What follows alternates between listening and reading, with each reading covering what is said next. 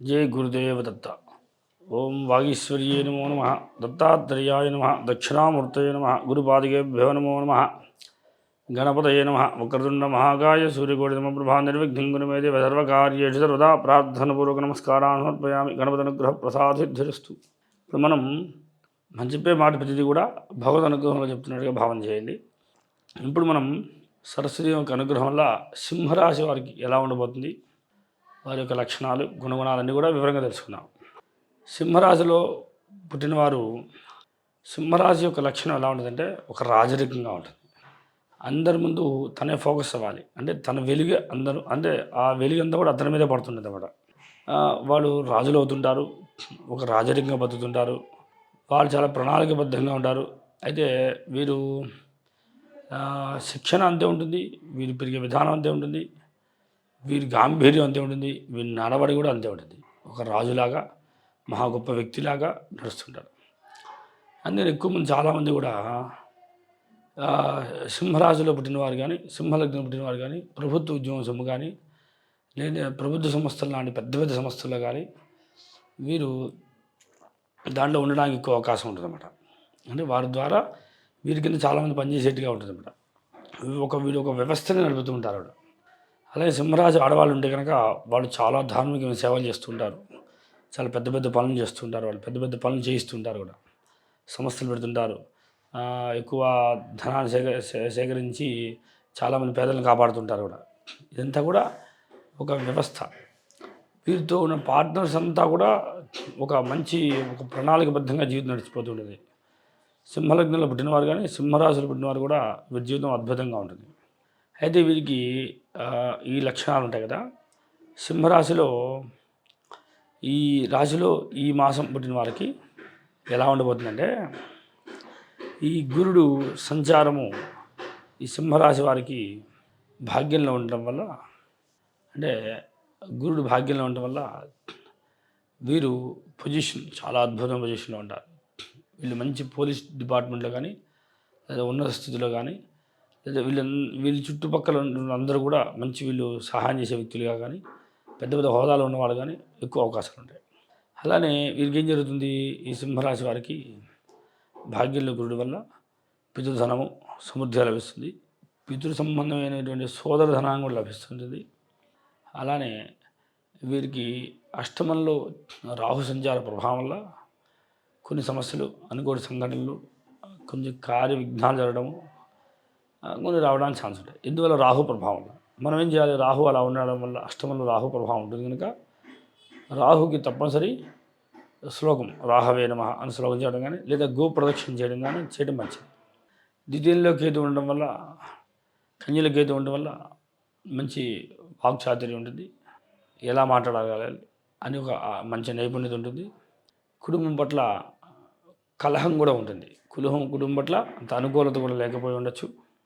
వీరికి ఇంకా విశేషం ఏంటంటే, చతుర్థంలో సుఖం ఉండడం వల్ల సుఖాన్ని లోటు లేకుండా ఉంటుంది, మీరు సుఖపడుతుంటారు.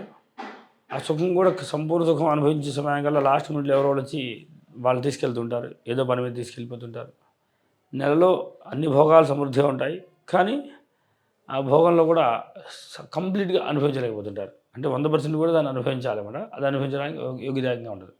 అంటే ఈ సమయంలో ఎవరన్నా భూ సంబంధం పని చేసేవాళ్ళు, వ్యవసాయం చేసేవాళ్ళు కానీ, లేదంటే భూమి వితరణ అమ్మేవాళ్ళు కానీ, కొనేవాళ్ళు కానీ, లేదా బిల్డింగ్లు కట్టేవాళ్ళు కానీ ఈ మాసం, ఈ సంవత్సరం కొంత అనుకూలంగా ఉంటుంది. ఈ సంవత్సరంలో వీళ్ళు ఏది ముట్టుకున్నా భూపరమైన ధనం ఎక్కువగా సమృద్ధిగా లభిస్తుంది. వీరికి వస్త్రాల వ్యాపారం కానీ, లేదంటే కనుక ఎక్కువ పని చేయించడంలో వీళ్ళు దిట్ట. ఈ మాసం వీళ్ళకి అనుకూలంగా వస్తుంది. అలానే పంచమ స్థితిలో రవి సంచారం చేస్తుంటాడు. అలానే బుధుడు కూడా సంచారం చేయడం వల్ల కుటుంబము, సంతానము అందరూ కూడా కలిసి ఒక మంచి ప్రణాళిక చేయడం, బాగుండడం, అనుకూల ఫలితాలు లభించడం వీళ్ళకి బాగుంటుంది. అలానే ఎగ్జాక్ట్లీ ఈ రాశి వారికి సప్తమంలో శని ఉండడం వల్ల వీరి భార్య చాలా ప్రణాళికంగానే చాలా తెలివిగా వ్యవహరిస్తుంటుంది.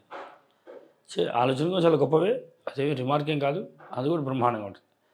అయితే అన్నీ బాగున్నాయి. ఒక్క రిమార్క్ ఏంటంటే రాహు అష్టమ సంచారం మాత్రమే అనుకూలంగా లేదు. ఈ సింహరాశి వారికి మాసము ఈ సంవత్సరం కూడా చాలా అద్భుతమైన ఫలితాన్ని పొందుతారు. ఈ శని కుంభరాశి మకరంలో ఉండేది ప్రమాదం, కానీ కుంభంలో అంత ప్రమాదం కాదు. వాళ్ళకి అన్నీ బాగుంటాయి, వ్యవహరిస్తే ఉద్యోగం కూడా బాగుంటుంది. ఉద్యోగంలో కూడా మంచి మంచి పొజిషన్ ఉంటుంది. వీరి కింద ఎక్కువ మంది ఎంప్లాయీస్ పనిచేస్తుంటారు. అలానే ధనాదరణ బాగుంటుంది, కీర్తి కూడా బాగుంటుంది. వీరు ఏ పని పట్టినా పని సక్రమంగా కూడా అవకాశాలు ఉంటాయి. మధ్య మధ్యలో కొంచెం డిస్టర్బ్ అంటే కొంచెం అశాంతి లభించడానికి కారణం అష్టమ శని రాహు ప్రభావం. అంటే ఇప్పుడు 100 ఐటమ్స్ చేసాము, ఏదో ఒక ఐటమ్ అన్న రిమార్క్ ఉంటుంది కదా, అలాగా ఒక దాంట్లో మీద కొంచెం రిమార్క్ ఉంటుంది, మిగతా అన్నీ అద్భుతంగా ఉంటాయి. 90% ఈ మాసం అంతా కూడా చాలా అద్భుతంగా పనిచేస్తుంది. అంటే మార్గశిర మాసము, పుష్యమాసం అంటే అనుసంధానం 2 మాసాల్లో కలిపి ఉండే 15 రోజుల మధ్య నుండి, అంటే రవి సంక్రమణం ప్రారంభం నుండి మనం చెప్తున్నాము. అంటే మకర రాశిలోకి ప్రవేశించేయండి, మకర రాశి. దాని తర్వాత అందునే మనం చెప్పే మాసం ఎలా ఉంటుందంటే, మన చెప్పే మాసం మాఘమాసం. మాఘమాసంలో రవి ప్రవేశించేటువంటి సిచ్యువేషన్ దగ్గర మనం చెప్తుంటాం కనుక అది మీరు గమనించవచ్చు.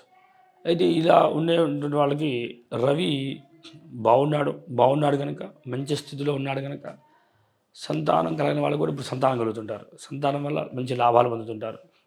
అలాగే వీరికి కుటుంబ సౌఖ్యం బాగుంటుంది.